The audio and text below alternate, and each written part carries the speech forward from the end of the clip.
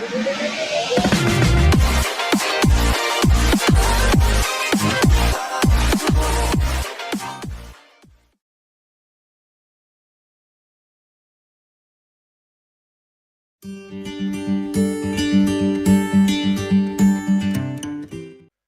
دیر بعد شہر میں داخل ہوتے وقت سلمان کو یہ محسوس ہوا کہ اس کے ساتھیوں کی بیشتر تدبیریں غیر ضروری تھی۔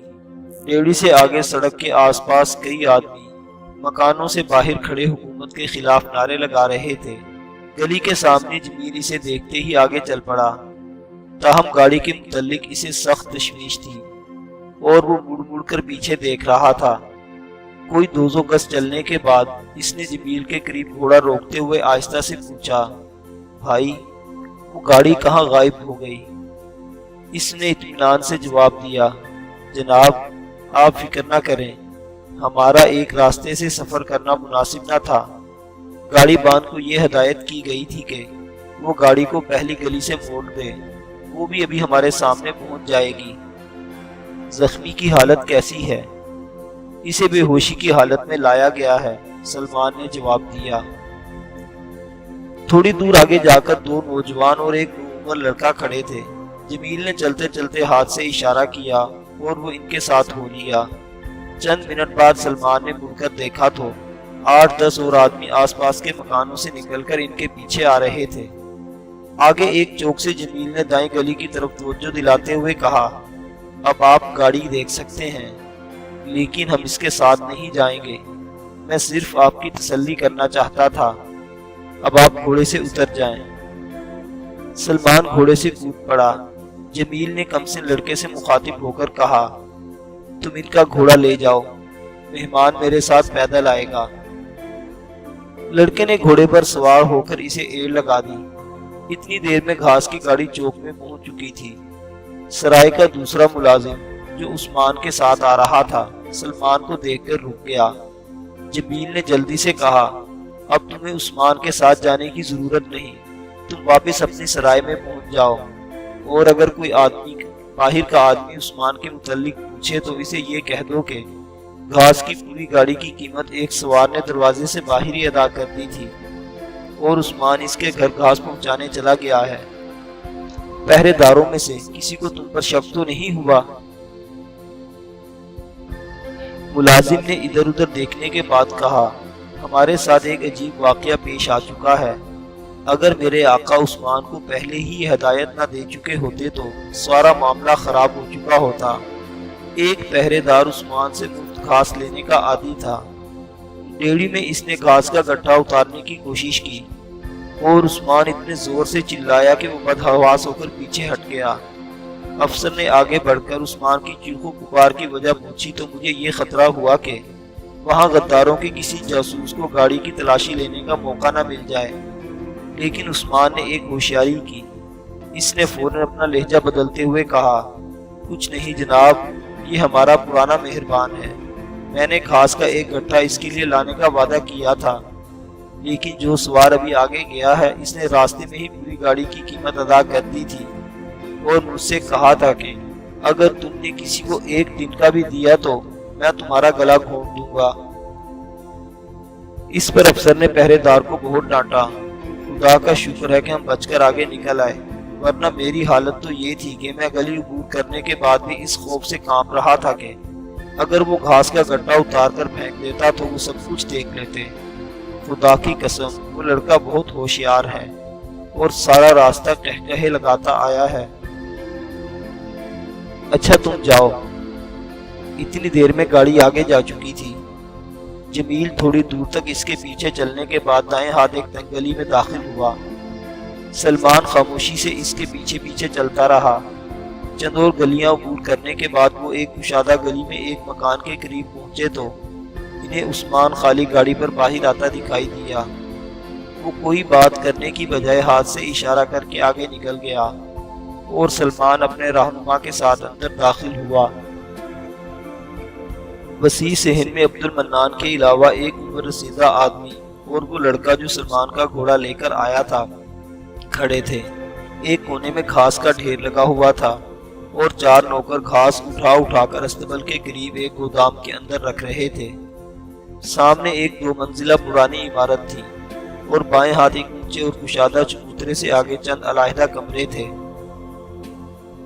عمر رسیدہ آدمی نے آگے بڑھ کر سلمان سے مصافحہ کیا اور عبد المنان نے اس کا تعارف کراتے ہوئے کہا، یہ قاضی عبید اللہ ہے اور یہ ان کا بیٹا ابو الحسن ہے۔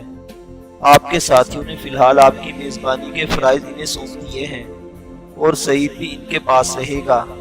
ان کے متعلق صرف یہ کہہ دینا کافی ہے کہ ان کا دوسرا بیٹا جو ابو الحسن سے 10 سال بڑا تھا، حامد بن زہرہ کے آخری سفر میں ان کے ساتھ تھا۔ حملے سے اگلے روز ہم نے دریا کے قریب صرف 3 لاشیں تلاش کرنے میں کامیاب ہوئے تھے۔ ان میں سے ایک لاش ان کے بیٹے اور دوسری اویس کی تھی، تیسری لاش اجنبی کی تھی، وہ غالباً قاتلوں کا ساتھی تھا۔ چونکہ فی الحال اس واقعے کو عام لوگوں سے پوشیدہ رکھنے کا فیصلہ ہو چکا تھا، اس لیے رضاکاروں نے انہیں غرناطہ لانے کی بجائے نالے کے پاس ہی کسی جگہ چھپا دیا ہے اور اپنے رہنماؤں سے مشورہ کرنے کے بعد اگلی رات ایک اجڑی ہوئی بستی کے قریب قبرستان میں دفن کر دیا تھا۔ انہوں نے اپنے بیٹے کو اپنے ہاتھوں سے لحد میں اتارا اور واپس آ کر اپنے چند عزیزوں اور دوستوں کے ساتھ محلے کے کسی آدمی سے اس بات کا ذکر نہیں کیا کہ ان پر کتنا بڑا حادثہ گزر چکا ہے۔ رضاکار باقی لاشیں تلاش نہیں کر سکتے۔ ان کے متعلق یہی خیال ہے کہ وہ بہہ کر دریا میں پہنچ گئی ہوں گی، اور یہ بھی ہو سکتا ہے کہ غداروں کی اطلاع پر نصرانیوں نے انہیں نکال لیا ہو۔ سلمان سر جھکائے خاموش کھڑا رہا۔ بالآخر اس نے بوڑھے آدمی کو گلے لگاتے ہوئے کہا، اللہ آپ کو ہمت دے، اور اس کے ساتھ ہی اس کی آنکھیں آنسوؤں سے لبریز ہو گئیں۔ پھر چند ثانیے اس نے جمیل کی طرف متوجہ ہو کر بھرائی ہوئی آواز میں کہا، ولید نے مجھے یہ نہیں بتایا تھا کہ اویس ان کے ساتھ تھا۔ جمیل نے کہا، یہ سعادت میرے حصے میں آنی چاہیے تھی، لیکن وہ مجھ سے زیادہ خوش نصیب نکلا۔ مجھے آخری وقت یہ حکم دیا گیا کہ ولید کی غیر حاضری میں مجھے یہاں رہنا چاہیے۔ حامد بن زہرہ کا خیال تھا کہ انہیں قبائل میں کام کرنے کے لیے ایک اچھے خطیب کی ضرورت ہے، اور اویس نوجوانوں میں سب سے بہترین خطیب تھا، اس لیے مجھے حکماً روک دیا گیا تھا۔ سلمان نے عبد المنان سے پوچھا، طبیب کا انتظام ہو چکا ہے؟ ہاں، ابو نصر اندر سے دیکھ رہے ہیں۔ ولید کی وجہ سے آپ کو خطرہ تو نہیں کہ جاسوس ان کا پیچھا کریں گے؟ عبد المنان نے جواب دیا، صرف یہ گھر ایسا ہے جہاں ابو نصر بے دھڑک آ سکتے ہیں، اور کسی کو یہ معلوم نہیں ہو سکتا کہ وہ اپنے گھر میں ہے یا اس گھر میں۔ ان کے مکان کی چھت اس مکان سے ملتی ہے۔ عبید اللہ نے کہا، اب آپ اندر تشریف لے چلیں۔ ابو نصر کہتے تھے کہ وہ کافی دیر سے مصروف رہیں گے۔ تھوڑی دیر بعد اس قیمتی مکان کے ایک کمرے کے اندر بیٹھے ہوئے تھے اور عبید اللہ سلمان سے کہہ رہا تھا، یہ میری خوش قسمتی ہے کہ آپ یہاں تشریف لائے ہیں۔ میرے گھر میں کسی کو یہ معلوم نہیں کہ آپ کون ہیں۔ نوکروں کو یہ بتا دیا جائے گا کہ آپ الفجارہ سے آئے ہیں، اور مجھے اس زمانے سے جانتے ہیں جب میں گھوڑوں کی تجارت کے سلسلے میں وہاں جایا کرتا تھا اور کبھی کبھی آپ کے ہاں ٹھہرا کرتا تھا۔ کل آپ میرے حالات معلوم کرنے کے لیے غرناطہ آئے تھے، اور میں نے آپ کو چند دن کے لیے یہاں ٹھہرا لیا ہے۔ موجودہ حالات میں حکومت کا کوئی جاسوس الفجارہ جا کر آپ کے متعلق تحقیقات نہیں کرے گا۔ آپ کے جاننے والوں نے مجھے سخت تاکید کی ہے کہ آپ فی الحال کسی اجنبی سے بات تک نہ کریں۔ یہاں جو لوگ آتے ہیں ان میں کوئی حکومت کا جاسوس بھی ہو سکتا ہے، اس لیے میں آپ کے قیام کا انتظام مہمان خانے کی بجائے اپنے رہائشی مکان میں کر دیا ہے۔ سلمان کچھ دیر پریشانی کی حالت میں جمیل اور منان کی طرف دیکھتا رہا، پھر اس نے کہا، ولید ابھی تک نہیں آیا؟ عثمان نے جواب دیا، نہیں، اسے شاید ابھی 2 دن اور باہر رہنا پڑے۔ سلمان نے پوچھا، آپ کے جس ساتھی نے عثمان کو خط دے کر بھیجا تھا، اس سے میری ملاقات کب ہوگی؟ عبد المنان نے جواب دیا، آپ کو وقتاً فوقتاً ان کے پیغامات کسی نہ کسی ذریعے سے ملتے رہیں گے۔ جو ہی حالات اجازت دیں گے ملاقات بھی ہو جائے گی، لیکن حالات ایسے ہیں کہ میں فوراً ان سے ملنا چاہتا ہوں۔ عبد المنان نے جمیل کی طرف دیکھا اور اس نے کہا، انہیں اور ان کے کئی اور ساتھیوں کو آپ کی پریشانی کا پورا علم ہے۔ عام حالات میں مجھے بھی اس وقت یہاں نہیں ہونا چاہیے تھا، اور عبد المنان کو بھی کئی اور کام تھے، لیکن انہوں نے مجھے یہ پیغام دیا تھا کہ ہمارے سوا شاید کوئی اور آپ کو تسلی نہ دے سکے۔ وہ حامد بن زہرہ کے نواسے کے متعلق کم پریشان نہیں ہے۔ عمیر اور اس کے ساتھیوں کی تلاش ہو رہی ہے۔ وہ غرناطہ پہنچ گئے تو ہمیں اسی وقت معلوم ہو جائے گا، تاہم وہ کوئی ایسا قدم نہیں اٹھائیں گے جس سے ایک کمسن بچے کی زندگی خطرے میں پڑ جائے۔ آپ کا پیغام ملنے پر وہ اس لڑکی کے متعلق بھی بہت پریشان ہوئے تھے، اس لیے یہ اور بھی ضروری ہو گیا ہے کہ آئندہ ہر قدم بہت سوچ سمجھ کر اٹھایا جائے۔ ہماری کامیابی کا سارا انحصار اس بات پر ہے کہ جن قبائل کے سرداروں کو ہم نے یہاں آنے کی دعوت بھیجی ہے وہ کس حد تک ہمارا ساتھ دیتے ہیں۔ اہل غرناطہ اپنے انفرادی اور اجتماعی خطرات کا سامنا کرنے کے لیے کتنی جلدی بیدار ہوتے ہیں، اور پھر حکومت کس حد تک عوام کی قوت احتساب سے خوفزدہ ہوتی ہے۔ اگر ہم اس بات کا عملی ثبوت پیش نہ کر سکے تو قوم اپنے بیرونی دشمنوں کے خلاف جان کی بازی لگانے کے لیے تیار ہے، تو اندرونی غداروں کو یہ سمجھنے میں دیر نہیں لگے گی کہ ان کا آخری وقت آ چکا ہے۔ وہ فرڈینینڈ سے اپنی غداری کا صلہ وصول کرنے کی بجائے غرناطہ کے ہر چوراہے میں پھانسیوں پر لٹک رہے ہوں گے۔ انہیں قوم کے کسی ادنا فرد کی طرف بھی آنکھ اٹھانے کی جرات نہیں ہوگی۔ اپنی آزادی اور بقا کے لیے ایک فیصلہ کن جنگ میں کودنے سے پہلے ہمارا سب سے بڑا اور سب سے اہم مسئلہ یہ ہوگا کہ ہمارے ترک بھائی کتنی دیر میں ہماری مدد کے لیے پہنچ جائیں گے، اور آپ کو چند دن اس لیے رکنا پڑے گا کہ شاید ہم اپنے رہنماؤں کا ایک وفد آپ کے ساتھ بھیجنے کی ضرورت محسوس کریں۔ کچھ دیر اور باتیں کرنے کے بعد وہ مغرب کی نماز کے لیے اٹھے تو طبیب کمرے میں داخل ہوا اور ان کے ساتھ نماز میں شریک ہو گیا۔ نماز سے فارغ ہونے کے بعد اس نے سلمان سے مصافحہ کرتے ہوئے کہا، میرا نام ابو نصر ہے، انشاءاللہ آپ کے دوست کی جان بچ جائے گی۔ میں آپ سے بہت کچھ پوچھنا چاہتا ہوں، لیکن آج رات شاید ہمیں باتیں کرنے کا موقع نہ ملے۔ جب تک مریض کو ہوش نہیں آتا مجھے اس کے پاس رہنا پڑے گا۔ انشاءاللہ صبح ہماری ملاقات ہوگی۔ پھر اس نے عبید اللہ سے کہا، آپ کھانے کے لیے میرا انتظار نہ کریں، میں نے دن کے وقت دیر سے کھانا کھایا تھا اور اب مجھے بھوک نہیں۔ ابو نصر دوسرے کمرے میں چلا گیا۔ سلمان نے قدرے توقف کے بعد عبد المنان سے سوال کیا، آپ کو ہاشم کے متعلق کچھ پتہ چلا؟ نہیں، ہمیں اس کے متعلق پوری چھان بین کرنے کا موقع نہیں ملا۔ آج بعض ذرائع سے صرف اتنا معلوم ہوا ہے کہ اسے حامد بن زہرہ کی آمد سے قبل ابو القاسم کے محل میں داخل ہوتے دیکھا گیا تھا۔ حکومت کا ایک کارندہ اس کو دروازے تک پہنچا کر چلا گیا تھا۔ اس کے بعد اسے کسی نے نہیں دیکھا۔ اس دن اور اگلی رات ابو القاسم کے محل میں چند غداروں نے اس سے ملاقات کی تھی۔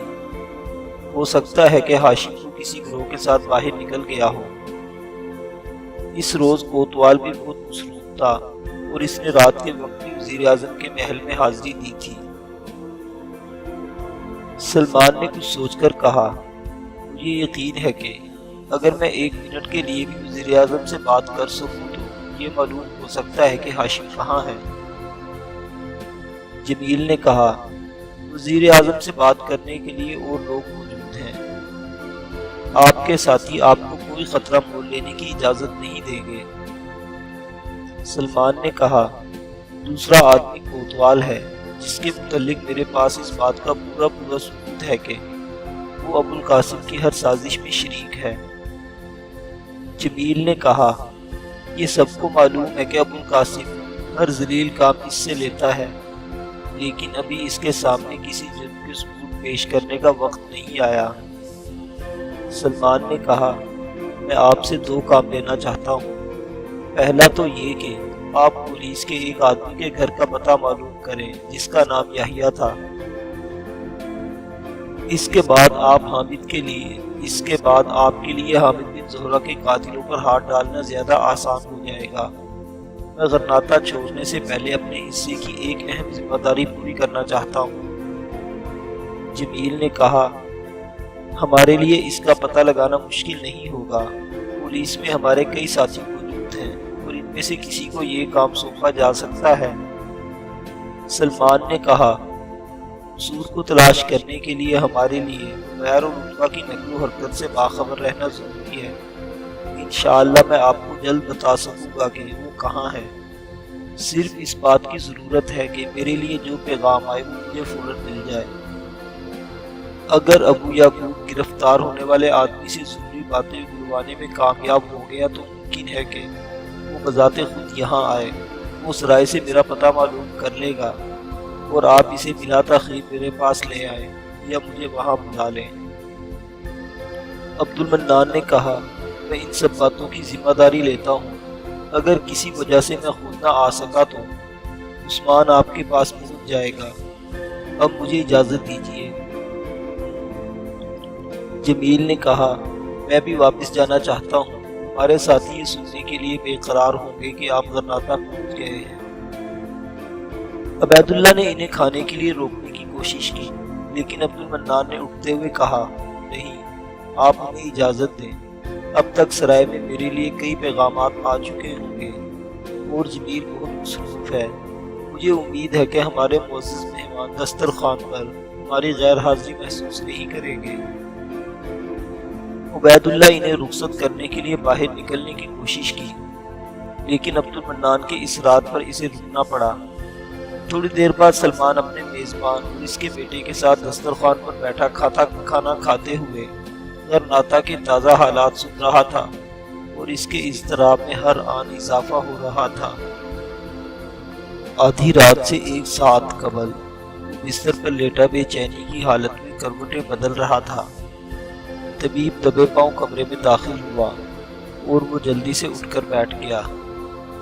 ابو نصر نے کہا، آپ لیٹے رہے، میں صرف اس خیال سے آیا تھا کہ اگر آپ جاگ رہے ہوں تو آپ کو یہ بتا دوں کہ اب میں زخمی کے متعلق آپ کو پورا اطمینان دلا سکتا ہوں۔ انشاءاللہ آپ صبح ہوتے ہی مجھ کو یہاں موجود پائیں گے۔ میرا ایک آدمی زخمی کی دیکھ بھال کے لیے یہاں موجود رہے گا اور ضرورت پڑی تو مجھے بھی ہر وقت یہاں بلایا جا سکتا ہے۔ سلمان نے کہا، آپ بہت زیادہ تھک نہ گئے ہوں تو تھوڑی دیر تشریف رکھیں۔ ابھی میں نے غرناطہ کے متعلق جو باتیں سنی ہیں وہ انتہائی پریشان کن ہیں۔ جو آدمی مجھے تسلی دے سکتا تھا اس نے مجھے فوری طور پر ملاقات کی توقع نہیں۔ اگر مجھے یہ اطمینان ہوتا کہ اہل غرناطہ آنے والے مصائب کو کچھ عرصہ کے لیے ٹال سکتے ہیں تو مجھے اس قدر پریشانی نہ ہوتی۔ ابو نصر نے بستر کے قریب صندلی پر بیٹھتے ہوئے کہا، آپ کی دل جوئی کے لیے میں ساری رات آپ سے باتیں کر سکتا ہوں۔ ولید آپ کے متعلق بہت کچھ بتا چکا ہے۔ مجھے ڈر ہے کہ میری باتوں سے آپ کی پریشانی کم نہیں ہوگی۔ غرناطہ کے حالات بڑی تیزی سے بگڑ رہے ہیں۔ حامد بن زہرہ کی آمد پر جو اجتماعی ولولہ بیدار ہوا تھا وہ اب سر پڑ چکا ہے۔ حریت پسندوں نے جس قدر ان کے قتل کو دبانے کی کوشش کی ہے، اسی قدر حکومت عوام کے دلوں میں اس کی شکوک پیدا کرنے کے لیے کوشاں ہے۔ وہ موجودہ حالات سے مایوس اور بددل ہو کر روپوش ہو گئے ہیں۔ وہ غرناطہ کے جن با اثر لوگوں سے تائید و حمایت کی امید لے کر واپس آئے تھے، ان میں سے اکثر قوم کی مزید تباہی کے لیے ان کا ساتھ دینے پر آمادہ نہیں ہوئے۔ سلمان نے کہا، میں یہ باتیں سن چکا ہوں اور یہ سمجھ سکتا ہوں کہ جو غدار فرڈینینڈ کے ساتھ اپنا مستقبل وابستہ کر چکے ہیں وہ قوم میں مایوسی اور بددلی پیدا کرنے کے لیے ہر حربہ استعمال کریں گے۔ لیکن میں یہ سمجھنے سے قاصر ہوں کہ غرناطہ کے عوام حامد بن زہرہ کے متعلق ایسی باتیں کیسے سن سکتے ہیں۔ ابو نصر نے کہا، جن لوگوں نے حامد بن زہرہ کی تقریر پر عوام کا جوش و خروش دیکھا تھا وہ 2 دن قبل یہ سوچ بھی نہیں سکتے تھے کہ اب کوئی غدار اپنے گھر سے باہر نکلنے کی جرت کرے گا۔ لیکن غرناطہ کی تازہ ترین حالات کے پیش نظر ہمیں اس تلخ حقیقت کا اعتراف کرنا پڑ رہا ہے کہ دشمن ہماری نسبت کہیں زیادہ مستعد تھے۔ انہوں نے اپنے راستے کی تمام مشکلات کا احساس تھا اور وہ کئی دنوں سے ان مشکلات کا مقابلہ کرنے کی تیاریاں کر رہے تھے۔ غرناطہ اور سینٹا فے کے درمیان آمد و رفت اور تجارت کا راستہ کھول دینا ہمارے لیے فرڈینینڈ کی تمام جنگی تدابیر سے زیادہ خطرناک ثابت ہوا ہے۔ میں اس اجتماع میں موجود تھا جس کے سامنے ابو القاسم نے یہ اعلان کیا تھا کہ یہ دن غرناطہ کے لیے قحط کا آخری دن ہے۔ آئندہ غرناطہ سے قحط کا نام و نشان تک مٹ جائے گا۔ فرڈینینڈ نے میری یہ درخواست مان لی ہے کہ اہل غرناطہ کی مشکلات آسان کرنے کے لیے سینٹا فے کے ساتھ تجارت کا راستہ کھول دیا جائے۔ چنانچہ کل سے طلوع آفتاب سے لے کر غروب آفتاب تک تمام تاجر فرڈینینڈ کے پڑاؤ سے سامان رسد خرید سکیں گے۔ چند ثانیے یہ غیر متوقع اعلان سننے والوں کو اپنے کانوں پر یقین نہیں آ رہا تھا اور مجھے ایسا محسوس ہوتا تھا کہ میں خواب کی حالت میں یہ اعلان سن رہا ہوں۔ پھر جب ابو القاسم نے مسئلہ سنایا کہ کل سے تم سینٹا فے کو ایک دشمن کے مستقر کی حیثیت سے نہیں بلکہ ایک فیاض ہمسایہ کی تجارتی منڈی کی حیثیت سے دیکھو گے، اور غرناطہ میں جن لوگوں نے کئی مہینوں سے پیٹ بھر کر نہیں کھایا وہ انتہائی سستے داموں یہ ضروریات زندگی حاصل کر سکیں گے، تو لوگ مسرت کے نعرے بلند کر رہے تھے۔ پھر اس سلسلے میں اس نے اپنی کارگزاری کا ذکر کرتے ہوئے کہا، میں فرڈینینڈ سے یہ مطالبہ منوانے کے لیے 3 بار ملاقات کر چکا ہوں اور اسے رضامند کرنا معمولی بات نہ تھی۔ ان باتوں کا یہ اثر ہوا کہ اس کے بدترین دشمن بھی اس کی حکمت عملی اور ہوشیاری کی تعریف کر رہے تھے۔ میں بذات خود ان لوگوں میں سے ایک تھا جنہوں نے اگلے روز اس کے گھر جا کر اسے مبارکباد دی تھی، اور مجھے ہمیشہ اس بات کی ندامت رہے گی۔ لیکن اس وقت یہ کون کہہ سکتا تھا کہ ابو القاسم اہل غرناطہ کو اناج کی جس منڈی کا راستہ دکھا رہا ہے وہ چند دن بعد ہمارے لیے فرڈینینڈ کے اسلحہ خانوں سے زیادہ خطرناک ثابت ہوگی۔ غرناطہ کے جو خریدار وہاں سے غلے کی گاڑیاں بھر کر لائیں گے، ان میں سے کئی ایسے ہوں گے جو اپنے ضمیر کا سودا چکا کر واپس آئیں گے، اور ان کے ساتھ دشمن کے جاسوسوں کو بھی غرناطہ میں داخل ہونے کا موقع مل جائے گا۔ ہمارا اندازہ ہے کہ حامد بن زہرہ کی آمد سے قبل دشمن کے سینکڑوں جاسوس یہاں پہنچ چکے تھے۔ ان میں سے اکثر یہودی جنہیں مسلمانوں کے بھیس میں کام کرنے کی تربیت دی گئی تھی، وہ اپنے ساتھ بے پناہ دولت لائے تھے، اور بے ضمیر لوگوں نے ان کے لیے اپنے گھروں کے دروازے کھول دیے تھے۔ حامد بن زہرہ کی آمد تک ان کی سرگرمیاں خفیہ تھیں، لیکن اب وہ اچانک اپنی پناہ گاہوں سے باہر نکل آئے ہیں۔ غرناطہ سے حامد بن زہرہ کی روانگی کے لیے حکومت اگلے روز چند گھنٹوں کے لیے سینٹا فے کا راستہ بند کرنے کو مجبور ہو گئی تھی۔ صرف وہ لوگ وہاں جا سکتے تھے جو پولیس کی مدد حاصل کر سکتے تھے، لیکن دوپہر کے وقت دروازہ کھول دیا گیا تھا اور جگہ جگہ پولیس کی آنت کے لیے امن کے دستے متعین کر دیے گئے تھے۔ اب یہ حالت ہے کہ عوام کا اتحاد تیزی سے ٹوٹ رہا ہے۔ حکومت اس بات کی پوری کوشش کر رہی ہے کہ انہیں متحارب گروہوں میں تقسیم کر دیا جائے۔ دشمن کے جاسوس اور ہمارے نام نہاد علماء جو ان کے اشاروں پر چلتے ہیں، پولیس کے پہرے میں جگہ جگہ تقریریں کر رہے ہیں۔ امن پسندوں نے عوام کو مربوط کرنے کے لیے سینکڑوں مجرموں اور پیشہ ور قاتلوں کی خدمات حاصل کر لی ہیں۔ حکومت نے فوج کی تعداد متارکہ جنگ کا معاہدہ کرتے ہی کم کرنی شروع کر دی تھی، لیکن پولیس کی تعداد میں آئے دن اضافہ ہو رہا ہے۔ ابو القاسم کو فوج کی طرح پولیس کے جن افسروں سے خطرہ تھا، ان میں سے بعض یرغمال بنائے جا چکے ہیں اور باقی بتدریج سبکدوش کیے جا رہے ہیں۔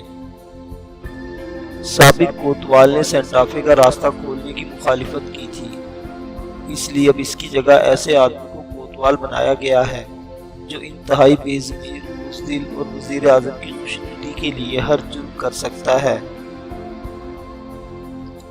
حکومت کی کوششوں سے اہل غرناطہ 3 متحارب گروہوں میں تقسیم ہو رہے ہیں۔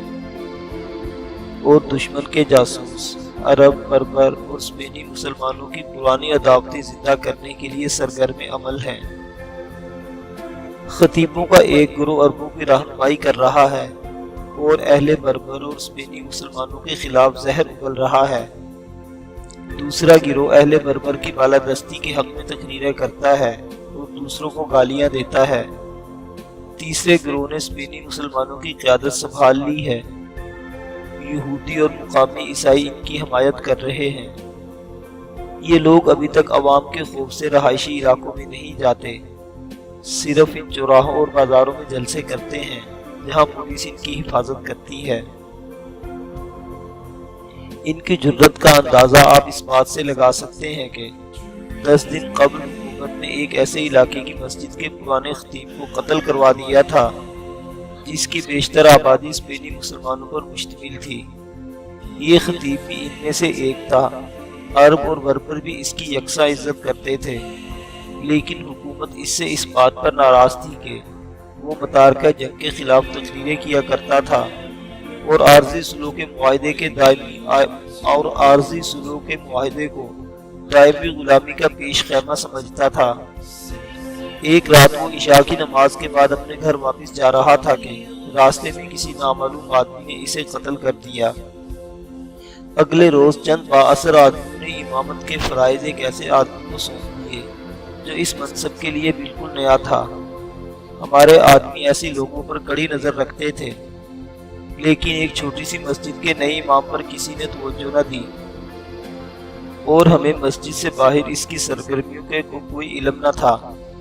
لیکن گزشتہ رات وہ ایک کھلے میدان میں اس علاقے کے ایک بہت بڑے اجتماع میں اپنی اصلی صورت میں نمودار ہوا۔ بظاہر یہ مقامی مسلمانوں کا اجتماع تھا، لیکن وہاں یہودی اور نصرانی بھی کافی تعداد میں موجود تھے۔ آدھی رات کے قریب اس علاقے کا ایک طبیب جو میرا شاگرد رہ چکا تھا، اس خطیب کی تقریر سننے کے بعد سیدھا میرے پاس آیا اور اس نے کہا، خدا کے لیے حامد بن زہرہ کے ساتھیوں کو خبردار کیجئے کہ ہم پر خدا کا عذاب نازل ہونے والا ہے۔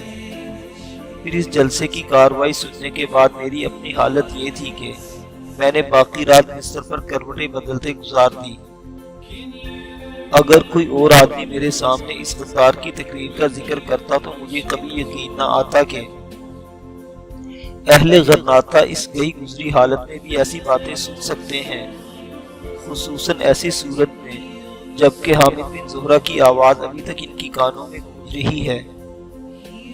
اس غدار خطیب نے اسپینی مسلمانوں سے مخاطب ہو کر کہا تھا، عرب اور بربر غیر ملکی ہیں، انہیں صرف حکمرانی کا شوق یہاں لے آیا تھا۔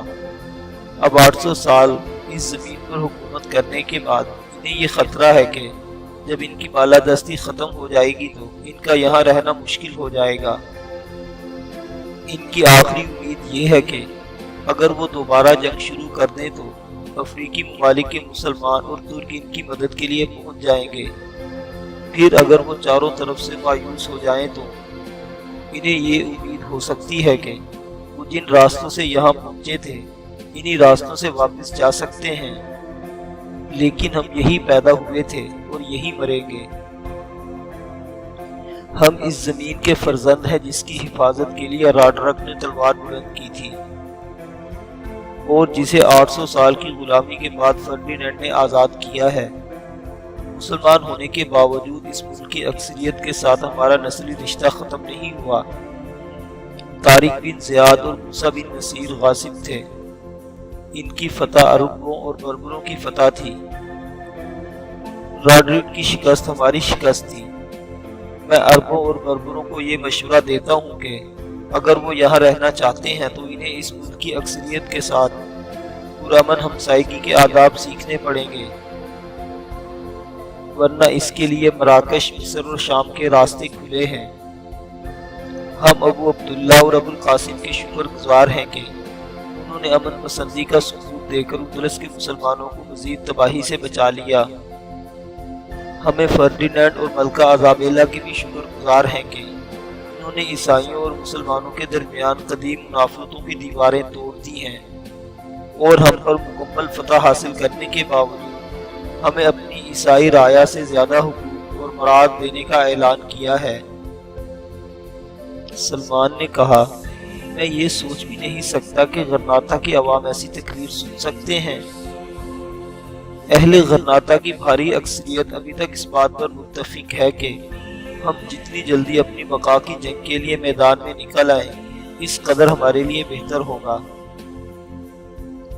اہل غرناطہ کی جرات قبائل کے حوصلے بلند کر سکتی ہے، لیکن ہم میں ایک ایسا گروہ بھی ہے جو یہ محسوس کرتا ہے کہ وہ افسر جنہیں ہماری حکومت کا جوہر سمجھا جاتا ہے دشمن کی قید میں ہیں۔ اس لیے ہمیں جنگ شروع کرنے سے پہلے انہیں آزاد کرانے کی کوئی تدبیر نکالنی چاہیے۔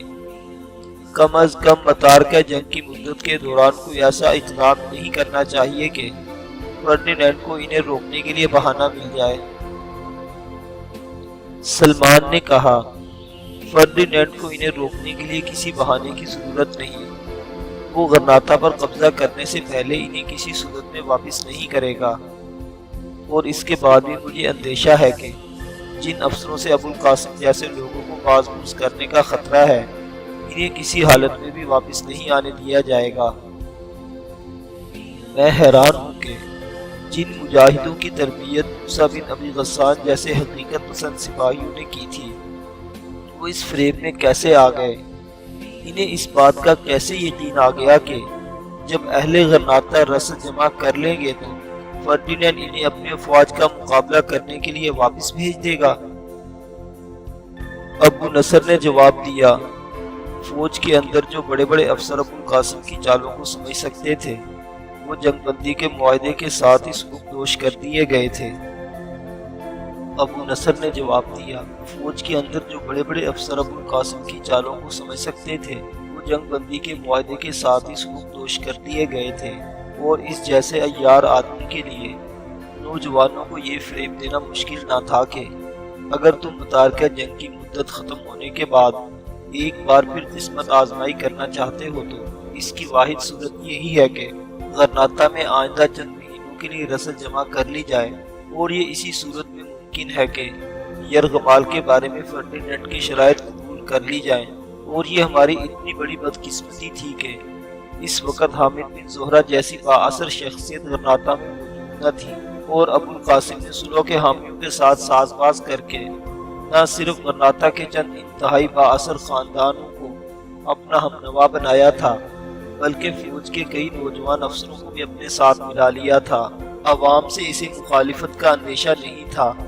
سینٹافے کا راستہ کھلوا کر اس نے انتہائی دور اندیش لوگوں کو بھی یہ سوچنے پر مجبور کر دیا تھا کہ فرڈینینڈ اس کی مٹھی میں ہے، اور جس آسانی سے اس نے اہل غرناطہ کو بھوکوں بننے سے بچا لیا ہے اسی قدر آسانی سے وہ بوقت ضرورت انہیں دشمن کی قید سے نکال سکے گا۔ اس سازش کے پیچھے ان یہودیوں کا بھی دماغ کام کر رہا تھا جو غرناطہ کے اندر دشمن کا ہراول دستہ بن چکے تھے۔ میں آپ کی اس بات سے متفق ہوں کہ فرڈینینڈ کسی حالت میں بھی اپنے مقاصد حاصل کیے بغیر جنگی قیدیوں کو آزاد نہیں کرے گا۔ ابو القاسم ہر دوسرے تیسرے دن جنگی قیدیوں کو دیکھنے کے بہانے سینٹافے جاتا ہے، اور شہر میں یہ منادی کی جاتی ہے کہ وہاں انہیں زندگی کا ہر آرام میسر ہے، لیکن ہمارے رہنماؤں کا خیال ہے کہ ابھی تک قیدیوں سے اس کی ملاقات نہیں ہوئی۔ اب فوج کے افسروں کی خوش فہمیاں دور ہو چکی ہیں، اور انہیں اس بات کا خطرہ ہے کہ وہ اسے دیکھتے ہی اس کی بوٹیاں نوچنے کے لیے تیار ہو جائیں گے۔ ابو نصر کچھ دیر اور باتیں کرنے کے بعد چلا گیا، اور سلمان کی یہ حالت تھی کہ اسے باقی رات نیند نہیں آ سکی۔ میرے اللہ، میں کیا کر سکتا ہوں؟ وہ بار بار اپنے دل میں کہہ رہا تھا، ایک قوم کے گناہوں کا بوجھ قوم ہی اٹھا سکتی ہے۔ میں ایک فرد ہوں، مجھے صرف اتنی توفیق دے کہ میں اپنی محدود عقل اور ہمت کے مطابق اپنے حصے کی ذمہ داریاں پوری کر سکوں۔